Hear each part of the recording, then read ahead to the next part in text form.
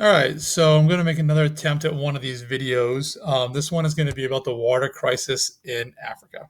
Um, I always like doing this whole unit every single year when I get to this. And this water crisis, though, isn't just exclusive to Africa, but our focus for this is going to be just that. So, water consumption in the USA. Now, think about this. Every time you guys take a shower, for example, you're using 3 gallons of water a minute. So, a gallon of water, think of like a milk jug.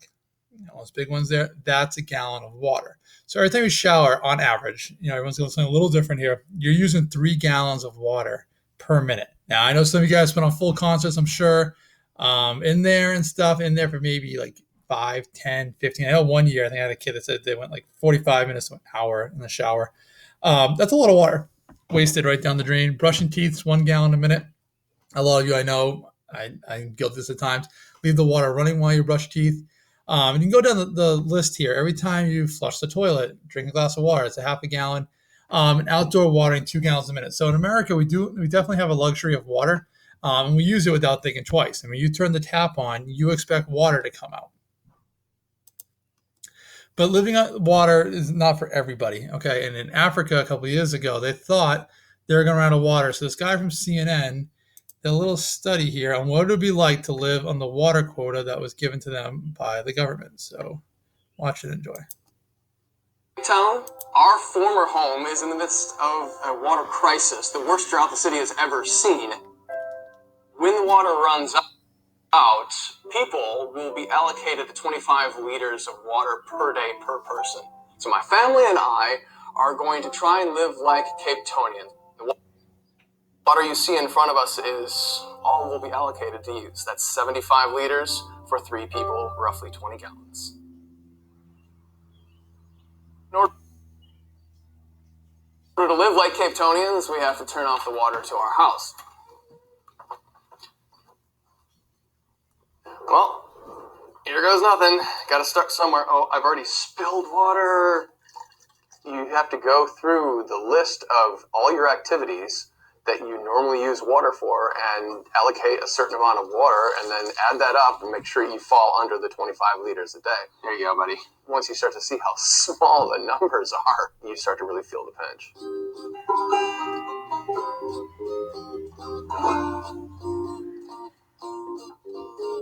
Bathing was an interesting experience. About 5 gallons each. 5 for you, 5 for Maya and I together. You have to keep that water warm, so we had to heat it up over the stove. It takes a long time.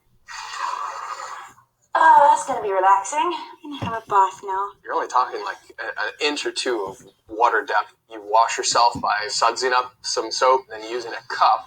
Once that dirty or gray water has been used for bathing, we took that water and we filled the back of the toilet, and that allowed us to flush the toilets when it was absolutely necessary. Voila! Every single process of our day was lengthened because of that, how am I going to do this? How am I going to accomplish this regular task that I take for granted? It was vicious. Fortunately, we have 2 sinks in our kitchen, which I know not everybody does. Dirty side, clean side. We put, I think it was 6 liters in the one side and 4 liters in the other side. Every drop counts. The real trick is just to wipe your dishes with paper towel as much as you can before putting it in the water. I was quite shocked at how in some elements of the day, like brushing your teeth, for example, how little water I actually do need. For me, the most challenging thing, doing a full load of laundry, is totally overwhelming. I mean, we did a small amount, and I'm almost tempted to put that load in the washing machine just in case. No city has done this before. No city's been forced to do this before. Think about it, there are large portions of South Africa that have never had access to running water. They live like this every single day. They go and collect their water, they ration it out. The biggest worry is the actual water collection. We didn't have to do that. 25 liters is a lot of water for one person to go and collect. If you're collecting for a whole family, then it's, even more challenging. It's a lot of people all waiting for their most basic resource. As of 23 hours and 30 minutes, we officially only have 1 container of water left. We actually, believe it or not, had about 3 liters of water left at the end of the day out of 75. Thank goodness for Maya's portion, right? Yes, because without Maya We and would her have 25 liters, we would have run Yeah. out of water. I'm far more wasteful than I would like to be. And I didn't like that about myself, that realization. So I really do want to make a few changes in the way that we operate in our house. We know that water scarce cities, water scarce locations, it's not a problem that's just going to magically disappear. 24 hours, we got a taste of it, but we will change our lifestyle because of this.